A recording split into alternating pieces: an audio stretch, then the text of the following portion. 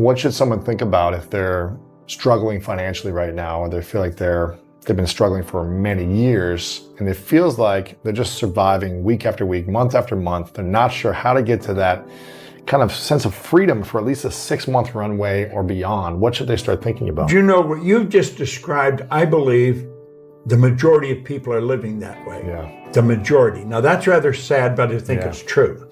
And it's because we only have one problem in the whole world, and that's ignorance. They're living in ignorance. They don't know that what they're doing is going to keep them where they are. And they keep doing it because they don't know how to change. They're overwhelmed with the debt. People are saying, I need the money. They haven't got it. They want to take their family on a vacation. They don't have the money to go. So they may borrow it and go anyway. Now they got more debt. They have to understand that they don't have to live that way. I wrote a book called You're Born Rich. The truth is you are. Most people are just a little short of money, but you are born rich in potential. And then you focus on prosperity. You've got to have a financial goal. You've got to work toward it. And you've got to understand that you can earn more than you're earning. And wealthy people don't have one source of income. They have more than one. I was earning money all last night while I was sleeping. Yeah. You can actually earn more money when you're sleeping than you can spend when you're awake. Yeah. You know, it sounds like a cute line, but it's true.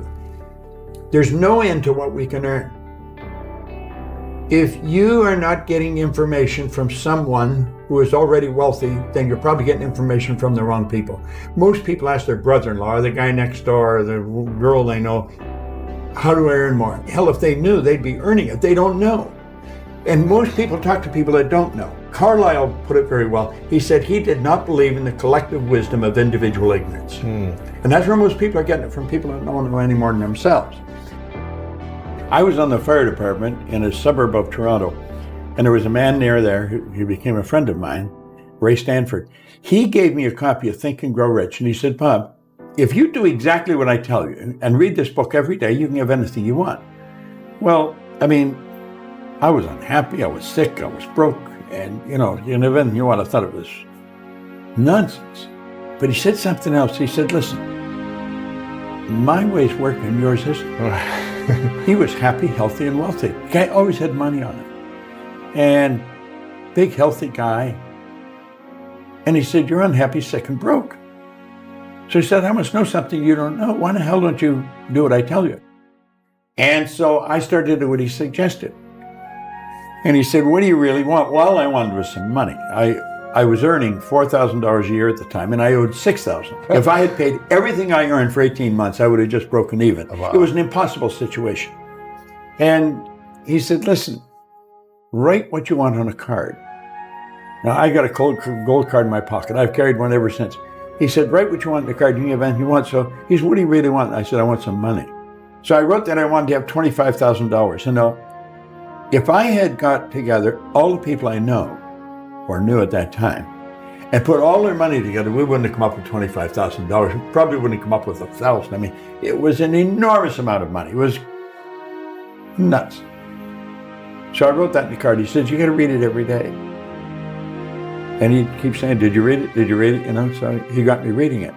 And reading the book or reading the card? No, read the gold card. Just a gold card. Read the gold card. I'm so happy and grateful now that I have $25,000. And I learned something very important from it. All I thought about prior to that was debt, because people are always phoning me, when are you going to pay me? If you think about debt, you're going to be in debt forever. Yeah. You become what you think about. Well, this gold card got me thinking about earning money. I never thought of earning money before. I thought about debt all the time. And it got me thinking of earning money. So I started to hear people talking about earning money. And because I heard them talking about it, it started me thinking about it. And some guy said, there's good money cleaning floors. I said, I'm not proud of cleaning floors. I was prepared to do anything. I wanted to earn this money. I wanted to earn money. So I started cleaning one office. And by the end of the year, I was earning $14,500 a month. What? I was on the fire department. The chief was only earning $11,500 a year. Wow. I was earning $14,500. This was in a year from the start. Well, I started to clean one office, Canada Starch. I'd wash the floor twice a month, $15 a time. I got $30. Then I got another one, Kirby's Construction. I get $65 a month. Well, do you know, in less than 5 years, I was cleaning an office in Toronto, Montreal, Boston, Cleveland, Atlanta, London, England. I mean, think going like a rocket. How should people be developing their imagination on a daily basis in a positive way? Well, I think they should take time to image what they want. I have a business partner, Sandy Gallagher, who's a brilliant woman, and she rides horses, gaited horses. Mm-hmm. And she's in Kentucky right now, and she images herself as a world champion. Every day, she takes the time and she sees herself as a world champion. She sees herself getting the roses, getting the whole thing. And that's the way you should do it. I think you build the image of what you want. I mean, you obviously imaged this studio before you ever built it. Right. I mean, everything you see here was part of the image in your mind. But everything you create twice. Once in here, once out here. You know? So you never get an original painting. You always get a duplicate. The picture's in here. Wow. So we have to see ourselves with what we want here. Now we've got enormous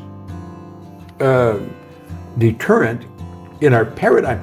We're conditioned genetically and environmentally. And that conditioning is controlling most people's lives. That's why brilliant people are broke. Brilliant people are unhappy. Brilliant people never really accomplish very much. They're absolutely brilliant, but their paradigm is controlling them. It's all about intellect. I'm firmly convinced if a person doesn't understand a paradigm is nothing but a multitude of habits. They're programmed into your subconscious mind that control your behavior. It's got nothing to do with how smart you are. It's got nothing to do with what your formal education is. It's got nothing to do from which side of the tracks you come from. It has to do with your paradigm. The paradigm is a program in your subconscious mind. It's both genetic and environmental that's controlling your behavior. Everyone that can hear my voice knows how to do better than they're doing. And they may wonder, why don't I do it? It's because you're programmed to do what you're doing. Yeah. And until you change the program, nothing's going to change. Paradigm has to be changed. Most people live through their senses because we're programmed to do that. Literally, we're programmed genetically and then environmentally to go by what we hear, see, smell, taste, touch. But you know, I have a dog at home that can hear, see, smell, taste, touch. All animal life operates through senses. We've been created in God's image. We have these higher faculties. We are creative beings, literally. We have perception, the will, reason, imagination, memory, and intuition. They're the faculties that make us separate from everything else. Like, all the other little creatures on the planet are completely at home in their environment. We're the only creature that's totally disoriented in our environment. And that's because we've been given the faculties to create our own environment. Right. But we've never been taught how to use them. What does the power of generosity do for the other person and do for you, the giver? Givers gain. I think the giver enjoys more than the receiver. And I'm convinced that giving is one of the basic rules of success. Well, you know, Emerson said that cause and effect was the law of laws.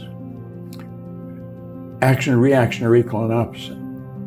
So it's in harmony with the laws of the universe. And I believe this whole universe operates in a very orderly way. I'm very tuned into the laws of the universe. And I think that's why. When I could win, anybody can win. Yeah.